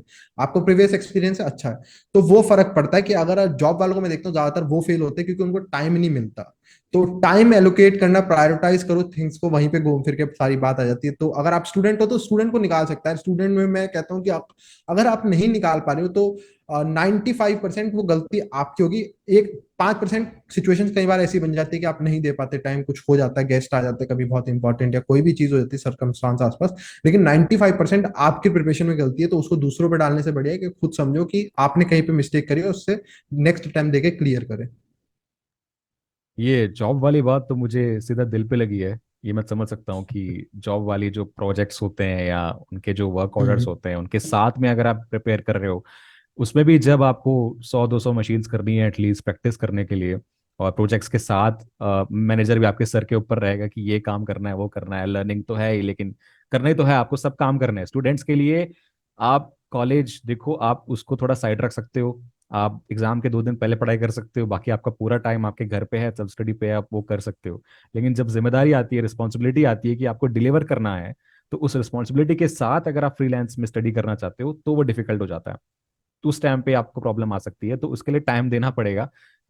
2-3 महीने में तो नहीं होने वाला, बिल्कुल 6 महीने 1 साल लग सकते हैं, लेकिन वो वर्थ इट है। मतलब हरी नहीं होनी चाहिए कि वो कर ले रहा है, वो उसने इतने टाइम में कर लिया तो मैं भी उतने टाइम में कर लूँ। आप अपनी प्रिपरेशन देखो तो आप क्लियर भी कर पाओगे। और ये एग्जाम की बात है कि एग्जाम कितना डिफिकल्ट है। अब आपसे पूछना चाहूंगा कि आपके लिए कितना डिफिकल्ट था, लाइक एग्जाम के टाइम क्या फीलिंग थी? कहीं पे स्टक थे? कितने टाइम में हुआ? कुछ प्रॉब्लम्स आए? कोई टूल्स वगैरह नहीं बने? या मतलब जब एग्जाम पूरा 48 घंटे में क्या दिमाग, क्या स्टेट था, मेंटल स्टेट क्या थी उस टाइम? पेपर से पहले 8 बजे से पहले तो बहुत खराब होती है मेंटल स्टेट, और उस समय आपको ऐसा लग रहा था कि पता नहीं एग्जाम कैसा आएगा। लेकिन जब मैंने एग्जाम को देखा करा, वो हार्डनेस मुझे लगी नहीं जितना मैंने माइंड को आप प्रिपेयर कर लेते हो ना, लोगों के बोलेंगे आप ओएससीपी देने जा रहे हो, ओएससीपी देने जा रहे हो, बहुत खतरनाक है, बहुत फेल होते हैं। आप इतना माइंड को सेट कर चुके होते हो, जब आप पेपर देखते हो तो वो पेपर आपको ऑब्वियसली काफी इजी लगता है उसके कंपेरेटिवली, क्योंकि आप माइंड को उससे ज्यादा बहुत ज्यादा हार्ड लेवल पे ले जाते हो कि ये तो पता नहीं इंसेन ही लेवल का एग्जाम है, क्या ही हो जाएगा पेपर में। लेकिन जब आप देने जाते हो तो आपको लगता है कि कुछ अलग नहीं है, वही इनिशियल एक्सरसाइज है जो आप हेक्सा बॉक्स पे करते थे, वही प्रिविलेज एस्केलेशन है। दो चीजों का फर्क पड़ता है कि वहां पे राइट अप अवेलेबल थे, यहाँ पे नहीं है। ठीक है। और यहाँ पे एक प्रेशर है, करना ही करना है, वहां पे एक प्रेशर नहीं था ये चीज का, बस वो प्रेशर माइंड के प्रेशर का अंतर पड़ता है, और आपके पास एक राइट अप अवेलेबल नहीं, बस दो चीजों का अंतर है, बाकी वही सेम है। वही प्रीवियस की टेक्निक होगी, कितनी दे देंगे घुमा फिरा के, उन्हीं 6 7 8 10 में से ही आनी है। इनिशियल एक्सेस भी वही तरीका हुआ है, तो सर्विस वनरेबल है, वेबसाइट वनरेबल, वही घूम फिर के आना है। तो पेपर को उतना हार्डली मत लो, लेकिन बिल्कुल लीलियंट भी नहीं देना, अरे हर्षित भाई ने बोल दिया तो मतलब पेपर तो यूं ही निकल जाएगा, ऐसा नहीं है। मैं ये बोल रहा हूँ क्योंकि मेरी प्रिपरेशन बहुत अच्छी थी, मैं मानता हूँ, क्योंकि मैंने लोगों को देखा है, पढ़ा है, तो मुझे पता है कि मैंने बहुत ज्यादा ही प्रिपरेशन करी थी। ठीक है। क्योंकि ऐसा नहीं कि मैं कह रहा हूँ एक साल पहले मैंने बॉक्स करे, उसके बाद मैं एक साल बॉक्स छोड़ दिए, मैंने करे ही नहीं।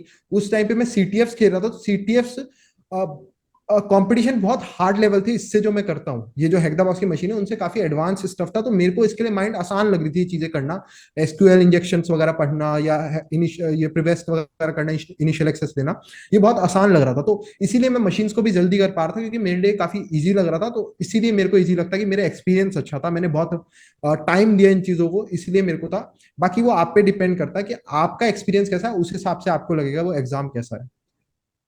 डेफिनेटली। अगर हम सोचें कि देखो 300 मशीन्स की बात है, 300 मशीन्स आपने सॉल्व करी हैं, 300 मशीन्स बोलने में ठीक है 300 ही लगती हैं, लेकिन करने में जब आप बैठोगे तब पता चलेगा 300 कितना होता है। एक एक मशीन को सॉल्व करना, एक एक मशीन में अलग टेक्निक लगाना, सारी टेक्निक्स याद रखना, नोट्स बनाना, जो सबसे बड़ा चैलेंज है कि लोग डॉक्यूमेंट नहीं करते, लोग अकाउंट नहीं करते कि वो कहाँ गलती कर रहे हैं, लोग नोट्स नहीं बना रहे हैं, काफी टाइम ऐसा होता है। तो नोट्स आपने बनाए थे, या मतलब कितने हेल्प किया आपको नोट्स अगर बनाए थे तो? देखो, मैं इसका ना मेरी एक बहुत बड़ी मिस्टेक हुई नोट्स के साथ, और मैं सबको बोलता हूँ भाई इससे सीख लो। नोट्स का क्या था, बहुत सारे अवेलेबल है नोट्स ओएससीपी के लिए, गिटहब वगैरह पे ऑनलाइन। तो मैंने सोचा कि ये काम आ जाएंगे यार, रख लेते हैं हम्म। इनको, और मैंने उनको डाउनलोड कर लिया, लेकिन यूज नहीं पड़ता उतना, क्योंकि आप प्रिवेस वगैरह कर लेते हैं, फर्क नहीं पड़ता। लेकिन जितना जितना मैं आगे बढ़ रहा था ना, जितना ज्यादा मैं मशीन को सॉल्व करता जा रहा था, मेरे को याद आता जा था कि ये तो मैं पहले कर चुका हूँ, लेकिन अब मेरे पे देखने के लिए कुछ नहीं है। और जो दूसरों के नोट्स होते हैं ना, उनमें आप ढूंढ ही नहीं सकते, मतलब आपने नहीं बनाया तो आपको जो अपने हाथ से बनाया नोट्स है ना, आपको एक एक चीज पता है कि मैंने इस पॉइंट को यहाँ लिखा होगा और इसका मतलब क्या है, कैसे सॉल्व करना है। दूसरों के नोट्स में नोट्स हमेशा शॉर्ट होते हैं, जो ओएससीपी में ऐसा नहीं कि 40 50 पन्नों की, वो चीट शीट टाइप की होती है। अब जिसने लिखी है वो अपनी चीट शीट समझ सकता है, आप दूसरे की नहीं समझ सकते, क्योंकि वो आधे पॉइंट खा जाता है, उसको पता है कि मैं किस पार्ट पे फोकस करना है, मेरे को ये चीज याद रखनी। तो मेरे को ये बात कब याद हुई, मेरे को कब समझ आई ये बात, जब मैं सारे हेक्साबॉक्स के कर चुका था, जब मैं सारे ट्राई हैक मी के थोड़े बहुत कर लिए थे, प्रूविंग ग्राउंड्स उस समय मैंने स्टार्ट करा था, तब मुझे ये बात रियलाइज हो, और पीडब्ल्यू के लैब्स कर रहा था मैं, तब मुझे रियलाइज हो। आप सोचो मैं कितने सारे नोट्स छोड़ चुका था, हैक द बॉक्स के मैंने कोई नहीं बनाए थे, जबकि मेरे को बनाने चाहिए थे। तो मैं बनाने कब शुरू करता हूँ, आधे पीडब्ल्यू के लैब्स के बनाए मैंने नोट्स खाली, और प्रूविंग ग्राउंड से नोट्स, वो भी मेरे एग्जाम में बहुत काम आए, सिर्फ मतलब 25% जो नोट बना पाया मैं, कितना सारा मैंने चीजें छोड़ दी नोट्स में, वो 25 भी मैं कह सकता हूँ मेरे बहुत काम आए उस समय पेपर में। ठीक है। तो मैं ये हमेशा कहता हूँ अपने खुद के हाथ से नोट्स बनाओ, नोट्स ऐसे नहीं, वही मैं कह रहा हूँ 40 50 पन्नों की चीट शीट्स बनाओ, जो पेपर में सही में यूज कर सको। 40 50 पन्ने नहीं पढ़ सकते आप पेपर में। ठीक है। तो ऐसे बनाओ जो आपको लगे पेपर में मेरे काम आए, और आपके हाथ के बनाए हुए होंगे तो बहुत हेल्प होगी, बहुत फास्ट काम होता है, कि ये चीज मुझे पता है एग्जैक्ट कहाँ मिलेगी मेरे नोट्स में। नोट्स बहुत इंपॉर्टेंट होते हैं सीरियसली। मैं शुरू से, जब से मैं स्टडी कर रहा हूँ तब से मैं नोट्स बना रहा हूँ। एक्चुअली मैंने थ्योरी का नोट्स जो होता है वो नहीं बनाया, क्योंकि वो ऑब्सेक्ट दे देता है आपको, पीडीएफ दे देता है, वीडियोस भी हैं आपके पास। जो थ्योरी, हम्म। जो लैब्स है, जो लैब्स सॉल्व कर रहा हूँ मैं डेली के डेली, मतलब हो सकता है कभी मैं कुछ नोट्स छोड़ दूं, क्योंकि मैं दूसरे लैपटॉप में मशीन सॉल्व कर रहा हूँ, किसी और लैपटॉप में नोट्स बना रहा हूँ, तो कभी कभी मैं छोड़ भी देता हूँ। लेकिन शुरू से नोट्स बना रहा हूँ। और बात यही है कि जो नोट्स आप बनाते हो वो आपकी अंडरस्टैंडिंग के अकॉर्डिंग है, जो कोई और बना रहा है वो हम्म। उसके अंडरस्टैंडिंग के अकॉर्डिंग है, तो उसके अंडरस्टैंडिंग अलग है आपसे। और जो समझोगे आप बेस्ट अपने ही नोट से समझोगे। इसलिए मैं नोट्स बनाते जा रहा हूँ, जो मतलब एक सिस्टमैटिक है, लाइक पूरा step by step, initial access कैसे लिया, फिर प्रिवास कैसे किया, कौन सा एक्सप्लॉयट यूज किया, क्या रेफरेंस था, गिटअप कोई भी लिंक होगा तो मैं वो डाल दूंगा। तो एक सिस्टमैटिक वे हम्म। में नोट्स बनाते जा रहा हूँ, इससे आपकी हेल्प भी होगी आगे चल के। ये सिर्फ ये सर्टिफिकेशन नहीं है कि आप अभी दोगे, आप आगे चल के और भी दोगे। आपको डॉक्यूमेंट करना है हर चीज़, क्योंकि जब आप खुद से स्टडी करते हो तब आप नहीं करो तो चलेगा, जब आप कोई जॉब में जाओगे, काफ़ी चीज़ें हैं जो आप प्रोजेक्ट बनाओगे, उसका डॉक्यूमेंटेशन आपको बनाना पड़ेगा, हर जगह काम आता है। तो उसकी आदत अभी से डाल लो, काफ़ी बेहतर होगा।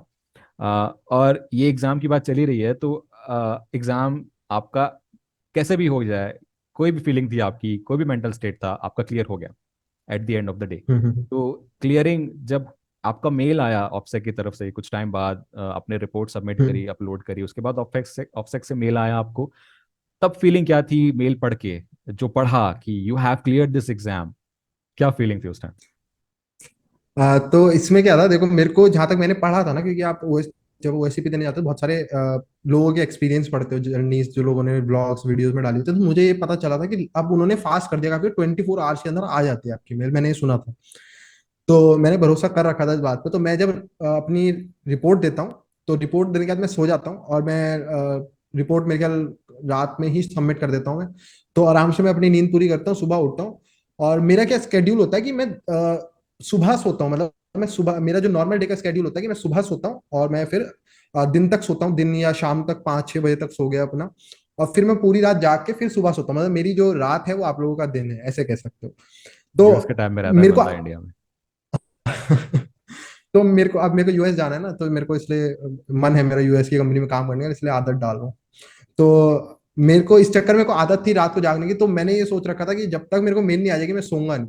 तो मैं अपना इस चक्कर में 2-3 बजे उठता हूँ दिन में, और उसके बाद मैं पूरी रात जागता रहता हूँ, जागता रहता हूँ। सुबह मुझे याद है 5 बजे तक मैं मोबाइल को अपना हाथ में पकड़ के बैठा हुआ हूँ, आराम से वेट कर रहा हूँ। मुझे पता है कि 24 घंटे होने वाले, क्योंकि मैंने रात में भेजी थी तो 24 घंटे हो गए लगभग, तो आने वाली होगी। मैं वेट कर रहा था, और सुबह 5 बजे मेल आ जाती है।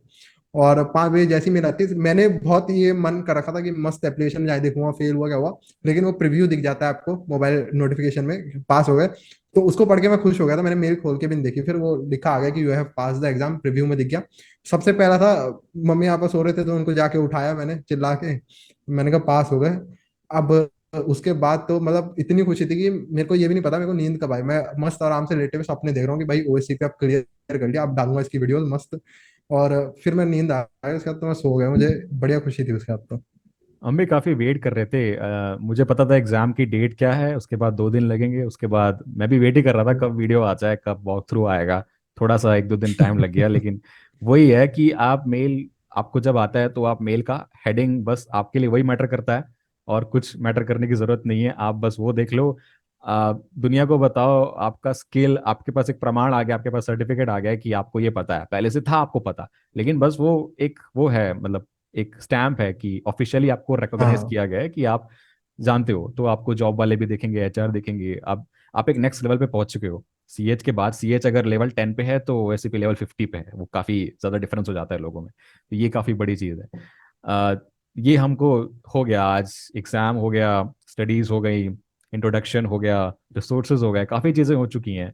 और मेरे ख्याल से काफ़ी लोगों को आइडिया मिल गया होगा कि क्या, कैसे प्रोसीड करना करना चाहिए इस एग्ज़ाम में, कैसे लें, कहाँ से स्टडी करें, कैसे एग्ज़ाम दें। बस कुछ लास्ट में अगर आपको बोलना हो, एक शॉर्ट या सिंपल कुछ पॉइंट्स हो एडवाइसेस के, जो काफ़ी लोग नहीं देते या ऑफसेट भी नहीं देता, आपने खुद एक्सपीरियंस किए हो, जो आप नहीं चाहते दूसरे फेस करें या गलती करें, क्या लगता है कुछ होगा ऐसा? तो ओएससीपी से रिलेटेड तो ये बोलूंगा कि भाई इतना हार्ड मत बनाओ कि आप डर के एग्जाम ही मत दो। क्योंकि मैं बहुत लोगों को देखता हूँ यार, अभी उतनी प्रिपरेशन नहीं है, और एक टाइम आता है कि आपका जॉब का टाइम आ जाता है और आपको एग्जाम देते ही नहीं हो कभी। ठीक है, उतने प्रिपरेशन मत बनाओ। सेकंड चीज मैं ये बोलूंगा कि किसी को प्रेशराइज मत करो। अगर आपको एग्जाम नहीं दे पा रहे तो ओएससीपी कोई ऐसी चीज नहीं है कि उसके बिना कुछ हो नहीं सकता, क्योंकि बहुत बड़ी अमाउंट है इंडिया में, 1,25,000। पेरेंट्स को प्रेशराइज करने की जरूरत नहीं है, अगर इतना ही मन है तो खुद से करो काम। मैंने भी फ्रीलांसिंग से करा है सारा काम, ठीक है, पूरी पेमेंट। तो मैं भी आप लोगों को कहता हूँ किसी को प्रेशराइज मत करो अगर नहीं कर सकते, क्योंकि ओएससीपी कोई लास्ट थिंग तो है नहीं कि आप नहीं करोगे तो जॉब नहीं मिलेगी। बहुत अच्छे अच्छे, मेरे से भी अच्छे अच्छे नॉलेजेबल जन है जिन पे ओएससीपी नहीं, तो ऐसा नहीं कि वो मेरे से अच्छे नहीं है क्योंकि ओएससीपी नहीं है उनके पास। मैं आज भी कहता हूँ कि उनको मेरे से ज्यादा नॉलेज है और मेरे से छोटी एज में है। ठीक है, तो ओएससीपी को ऐसे लेके मत चलो कि ओएससीपी की इतनी बातें हो रही है तो ओएससीपी सबसे बड़ी चीज है। ओएससीपी मैटर करता है, लेकिन सिर्फ ओएससीपी मैटर नहीं करता, ये याद रखना हमेशा। और बाकी प्रिपरेशन करो, इतना हार्ड एग्जाम नहीं है, बस आपकी मेहनत है। मेहनत करोगे तो एग्जाम इजी है, नहीं करोगे तो हार्ड है बस। बस काफ़ी बड़ी चीज़ है ये कहने के लिए, अगर एडवाइस बोलें तो। इतना आसान एग्जाम नहीं है। एसी काउंसिल का जो सीएच है उसका लेवल हम जानते हैं, और उसका जो प्राइस है वो भी हम जानते हैं, वो हम दे सकते हैं। वो हम अगर पेरेंट्स से भी मांगते हैं वो हम दे सकते हैं। लेकिन ओएससीपी जैसी चीज़ स्टूडेंट्स दे रहे हैं तो उनको थोड़ा ध्यान देना चाहिए। काफ़ी बार पेरेंट्स नहीं जानते कि ये क्या है। एथिकल हैकिंग ही समझाना उनको बहुत मुश्किल होता है। तो अगर आप खुद से कर सकते हो बहुत बढ़िया है। अगर आप अभी नहीं कर सकते तो वेट फॉर दैट, एक छोटी सी जॉब या कुछ स्टार्ट कर लो। Fresher, as a fresher join कर लो कहीं पे, वहां से आप कुछ अर्न करोगे या कंपनी ही स्पॉन्सर कर रही है तो काफी बढ़िया बात है, काफी सही बात है। तब कर लो, क्योंकि प्रेशराइज होने की जरूरत नहीं है। मैं भी अभी कंपनी में हूँ, उसके बाद ही कंपनी की तरफ से ही मैं प्रिपेयर कर रहा हूँ। ऐसा नहीं है कि मैं खुद से नहीं कर सकता था, लेकिन एक वो होता है ना आप सोच कि ही सकते हो कितने बड़े यूट्यूबर हैं, अमीर होते हैं ये लोग। यूट्यूब को ये बात मत बोलना, वो आने वाले पैसे भी कट कर देगा। तो वही मैं बोल रहा हूँ कि मेरा एक छोटा सा मॉडिफिकेशन है उस ट्राई हार्डर वाले कोट पे, कि try harder than you did yesterday. Like रोज कुछ नया सीखो। कल जो सीखा था, काफी लैब्स ऐसे हैं जो सेम चीज सिखा रहे हैं, same initial foothold, same privesc. अलग अलग मशीन्स करो, जो टीजेनल की लिस्ट है ना, वो लिस्ट फॉलो करो। उसमें मेरे ख्याल से सारी मशीन्स अलग ही हैं, सब अलग अलग देती हैं आपको जो भी वॉक थ्रू है। तो बस यही ट्राई करते रहो, ट्राई करते रहो, उसके बाद हो जाएगा, कोई प्रॉब्लम नहीं है। बस प्रैक्टिस बंद मत करना। ओएससीपी से अब थोड़ा साइड हटते हैं। ओएससीपी का जो टॉपिक था वो अब हाँ। नॉर्मली वो ओवरऑल खत्म हो चुका है। अब यूट्यूब चैनल एक मैंने नाम सुना है, द साइबर एक्सपर्ट। आपके नाम आपके नीचे भी लिखा हुआ है साइबर एक्सपर्ट। और काफी लोग मुझे हम्म। पूछते हैं कि सर साइबर एक्सपर्ट के साथ कोलैब करो, सर साइबर एक्सपर्ट के साथ साइबर टॉक करो। तो आप अपने यूट्यूब चैनल के बारे में बताओ कि आप कंटेंट क्रिएट करते हो, ये सब हम जानते हैं। और as hmm. Uh as a student या बीसीए करना, कॉलेज कॉलेज की पढ़ाई करना और सर्टिफिकेशंस देना, उसके साथ कंटेंट बनाना, ये कंटेंट बनाने जैसी चीज़ हम दोनों जानते हैं कितना मुश्किल है। आप पहले आइडियाज़ बनाओ, पहले आप सोचो, उसके बाद आप शूट करो, आप रियलिटी में उसको एडिट करो एंड देन उसको अपलोड करो। काफ़ी टाइम लगता है और लोगों को हम्म। कॉन्स्टेंटली कंटेंट चाहिए। तो ये सब कंटेंट बनाने जैसी चीज जो बहुत बड़ी चीज है, ये कैसे दिमाग में आया और क्यों बना रहे हैं आप अभी? क्या ड्राइविंग फोर्स है? तो इसका ड्राइविंग फोर्स ये है, इसका दो है। एक तो सबसे पहले मेरे को याद है, मैं टेक हैकर जो कोर्स है उसके ग्रुप में था। तो उसमें मैंने बहुत क्वेश्चन सॉल्व करे उस टाइम पे, मतलब लोग पूछते थे तो मैं एक्टिव काफी रहता था। तो मुझे ये दिखता था कि मैं जब सॉल्व कर रहा हूँ तो लोगों को आंसर सेटिस्फाइंग लग रहे हैं, मतलब उनको लगता था कि ये समझा पा रहा है।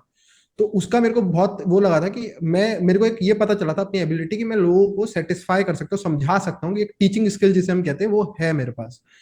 और दूसरी चीज उसके बाद, ठीक है, वो मुझे पता चल गई थी कि मेरे अंदर वो स्किल है। हेल्प करता था मैं दूसरों की, तो उसका मेरे को बेनिफिट भी मिलता था, मेरे को भी खुद बहुत नॉलेज मिलती थी उससे। फिर सेकंड ये था कि जब मैं सीटीएफ में जाने लगा तो मुझे एक वहां पे पता चला, उस समय तक मेरे को एक्सपोजर नहीं था, तो मुझे पता चला एक स्किल, एक चीज होती है रिवर्स इंजीनियरिंग, एक चीज होती है cryptography, binary exploitation. Videos available ही नहीं है कहीं पे। अवेलेबल थी तो एक चैनल था लाइव ओवरफ्लो इंग्लिश का, ठीक है, जॉन हेमेंड भी बाद में आया। तो उससे अलावा कोई अवेलेबल ही नहीं था, खासकर हिंदी में तो कोई पूछता भी नहीं था उन कंटेंट को। तो तब मैंने ये सोचा था कि मतलब मैं यूट्यूब का मेन यही था कि मेरा एम ये था कि मैं यूट्यूब पे आया हूं तो मेरे को बाइनरी एक्सप्लोरेशन, रिवर्स इंजीनियरिंग, इन कंटेंट को कवर करना है जो किसी ने नहीं करा है। और इस चक्कर में, और मेरा मेन यही था प्रैक्टिकल करना, क्योंकि मैं देखता था हर तरफ ना डर था। जब आया था मैं यूट्यूब के अंदर कि यूट्यूब वीडियो डिलीट मार देता है आप प्रैक्टिकल डालोगे। तो मेरा ये था कि चैनल छोटा है, देखी जाएगी, मार देगा, तो कम से कम एटलीस्ट मैं जितनी कन्वे कर सकता हूँ लोगों को, जितनी मैसेज मैं जितना वीडियो दे सकता हूँ वो तो दूं। तो मैंने डालना शुरू करा प्रैक्टिकल। और तब से अब चैनल चल रहा है, काफी सारी सीटीएफ की बाइनरी एक्सप्लोइटेशन की सीरीज अभी चल रही है, रिवर्स इंजीनियरिंग कंप्लीट हो चुकी है, पाइथन फॉर साइबर सिक्योरिटी। मतलब वो कंटेंट लाने की कोशिश है जो मैं देखता हूँ हिंदी में अवेलेबल नहीं है, बाहर कंटेंट अवेलेबल है वो, पता नहीं क्यों इंडियन यूट्यूबर्स उसको नहीं करते कवर। ठीक है, आपकी है एसक्यूएल इंजेक्शन वगैरह की, लेकिन जो बाद में मैं देखता हूँ, जैसे कुछ चैनल्स का मैं बड़े नाम नहीं लेना चाहूंगा, डिलीट भी हो गए कुछ चैनल, मोबाइल हैकिंग पे फोकस करते हैं कि बस ये करो, इंस्टाग्राम कैसे हैक। मैं उस पर नहीं डालना चाहता, वो चीज करना चाहता हूँ जो कॉर्पोरेट में एक्चुअली चाहिए, जिससे आपको जॉब मिलेगी, जिससे आपको नॉलेज मिलेगी, मैं वो डालना चाहता था, इसलिए मैं यूट्यूब पे आया था। ओके। और यूट्यूब की जर्नी ऐसी रही है, काफी टाइम हो गया आपको। कब चालू किया था आपने यूट्यूब? आई थिंक 1 ईयर, 1 1.5 साल पहले। हाँ, 1 1.5 साल हो गया। 1 1.5 साल हो चुका है और अब जाके ये सिचुएशन है कि लोग आपको हर्षित के नाम से कम और साइबर एक्सपर्ट के नाम से ज्यादा जानते हैं। सही है कि नहीं? हाँ हाँ। बिल्कुल। तो वही आप इनके चैनल पे जाके देखोगे तो एक प्लेलिस्ट है बाइनरी एक्सप्लॉयटेशन। जो मुझे नहीं लगता कोई और हिंदी में बताता होगा except for the English YouTube channels. तो ऐसा कंटेंट आपको हिंदी में नहीं मिलने वाला।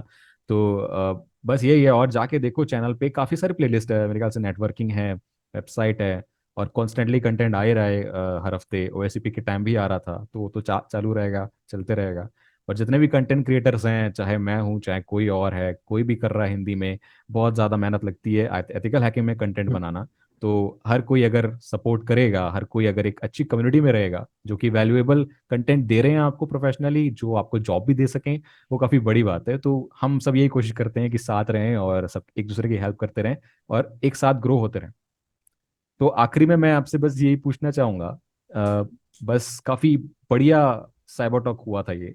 तो आखिर में मैं बस ये पूछना चाहता हूँ आपसे पर्सनली कि what's next for Harshit Joshi, like YouTube, job, certification, आगे आपने क्या प्लान किया है आगे कुछ 2 3 5 साल के लिए? क्या किस पे फोकस रहेगा? कंटेंट क्रिएशन, स्टडी, या जॉब करना है, या कोई सर्टिफिकेशन करना है? What's next?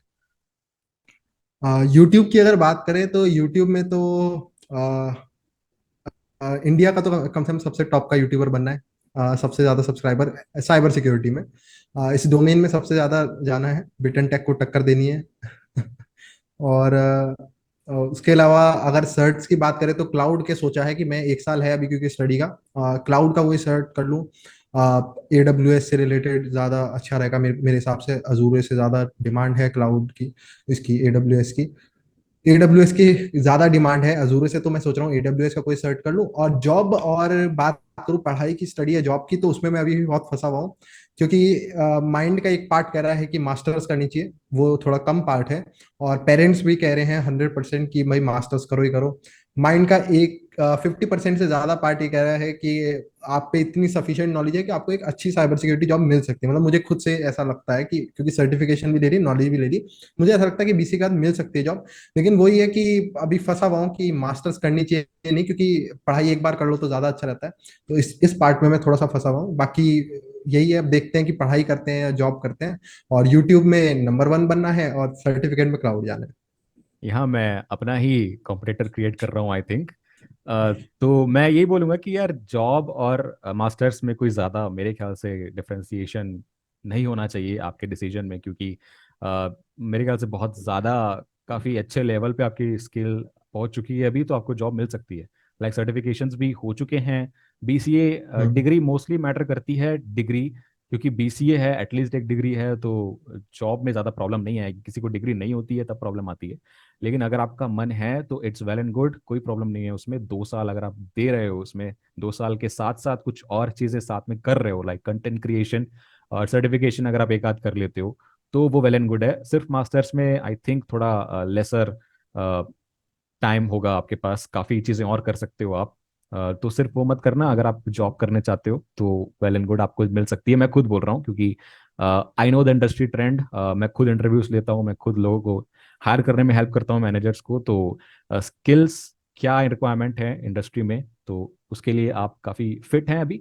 और बस ऐसे ही पढ़ते रहो बस। और क्या बोलूँ मैं, आप तो 2 3 साल में मुझे लगता है कि बिटेन टेक से ज़्यादा नोन नेम हो सकता है द साइबर एक्सपर्ट। और हम भी एक साथ प्रैक्टिस करेंगे OSCP के बारे में। और भी कुछ जानना है मुझे आगे चल के, तो आई फॉलो योर चैनल। और काफ़ी लोगों को हाँ। मैं ये बोलता हूँ जो भी इस वीडियो को दिख रहे हैं, जाके आप फॉलो कर सकते हो साइबर एक्सपर्ट को। कंटेंट देखो एक बार, आपको वापस आना नहीं पड़ेगा बेटेन टेक पे। तो thank you so much for this cyber talk, काफ़ी अच्छा लगा बात करके। और आगे अगर ऐसी कोई अपॉर्चुनिटी हुई तो I will be more than happy to take you again. और अगर आपको कुछ आखिरी में बोलना है तो आप बोल सकते हैं। अ, अब मैं इनवाइट तो नहीं कर सकता किसी को, भाई बिटन टेक का चैनल सब्सक्राइब करो, सभी ने कर रखा होगा, चाहे वो मेरे ऑब्वियसली। सब्सक्राइब, इंडिया में जो साइबर सिक्योरिटी कम्युनिटी के अंदर है वो बिटन टेक को सब्सक्राइब होगा, तो वो बोल के फायदा नहीं है कि सब्सक्राइब करो, कर ही रखा होगा सबने। बस इतना कहूंगा कि भाई कंटेंट देखो, बहुत कम लोग डाल रहे हैं जो मैं आज के टाइम पे देखता हूँ इंडिया की कम्युनिटी के अंदर, जो क्वालिटी कंटेंट है जो आपको कॉर्पोरेट में हेल्प करेगा। तो उसमें से बिटन टेक का आता है। आप देखते हो जॉब का, सर्टिफिकेशन का क्या रिक्वायरमेंट है, कैसे सेल्फ स्टडी करनी है क्लाउड से रिलेटेड, बहुत अच्छा कंटेंट है, ठीक है। आप एक बार कॉर्पोरेट की साइट पढ़ना शुरू करोगे ना, आपके दोस्त भी होंगे तो उनसे पूछना कि आज के टाइम पे क्लाउड की क्या डिमांड है, रिज्यूम कैसे अच्छा होना चाहिए, रिसर्चिंग पावर कितनी होनी चाहिए, तो वो सारी वीडियोस आपको मिलेगी इस चैनल पे। तो बेस्ट है मेरे हिसाब से। तो आप देखोगे क्वालिटी कंटेंट, अभी तक बिटन टेक है ही इसलिए टॉप पे, देखो सीधी सी बात है, क्योंकि वो सबसे क्वालिटी कंटेंट प्रोवाइड करता है। सो मैं तो बस ये कहना चाहूंगा कि भाई मेरे को बहुत अच्छा है। आप खुद सोचो कि जिस चैनल को मैंने सबसे पहले देखा था, आज उनके साथ वीडियो कर रहा हूँ, तो मेरे लिए तो प्राउड मूवमेंट है। काफ़ी एग्जैक्टली सेम मेरे लिए भी काफ़ी प्राउड मोमेंट है, और इसलिए मैंने ये चीज़ रखी थी क्योंकि मैं ऐसे लोगों को लाता हूँ कि जो दूसरों को इंस्पायर कर सकें, और पर्सनल लेवल पे भी मुझे काफ़ी इंस्पिरेशन मिली है और काफ़ी लोगों को भी मिली होगी जो भी इस वीडियो को देख रहे हैं। और प्लीज़ कमेंट करके ज़रूर बताना जो भी देख रहे हो कि अगर आपको और चाहिए ऐसी वीडियोस आगे, और इस वीडियो में क्या अच्छा लगा, आगे और कंटेंट लाएंगे। काफ़ी कुछ सोचा है जॉब्स के ऊपर, इंटरव्यूज़ के ऊपर, करियर्स के ऊपर, तो ये सब चलते रहेगा। जाके सब्सक्राइब कर लेना और इनका भी फॉलो करो। कम्युनिटी बड़ी करनी है हमको, और ये सब एक ही कम्युनिटी है, ऐसा मत समझना कि बिट एंड टेक है एक और साइबर सिक्योरिटी एक अलग चीज़ है, साइबर एक्सपर्ट एक अलग चीज़ है। हम सब साथ ही में हैं, तो हम बढ़ते रहेंगे। तो बस यही था इस वीडियो में। आई होप आपको अच्छा लगा होगा। अगर आगे वीडियोस चाहिए तो सब्सक्राइब जरूर करना इस चैनल को, और बेल आइकन दबा देना ताकि नोटिफिकेशंस मिल जाएं ऐसे वीडियोस की। और साइबर सिक्योरिटी में, एथिकल हैकिंग में और वीडियोस चाहिए और गाइडेंस चाहिए तो बिट एंड टेक और साइबर एक्सपर्ट दोनों को देखते रहिएगा और सीखते रहिएगा। Good bye.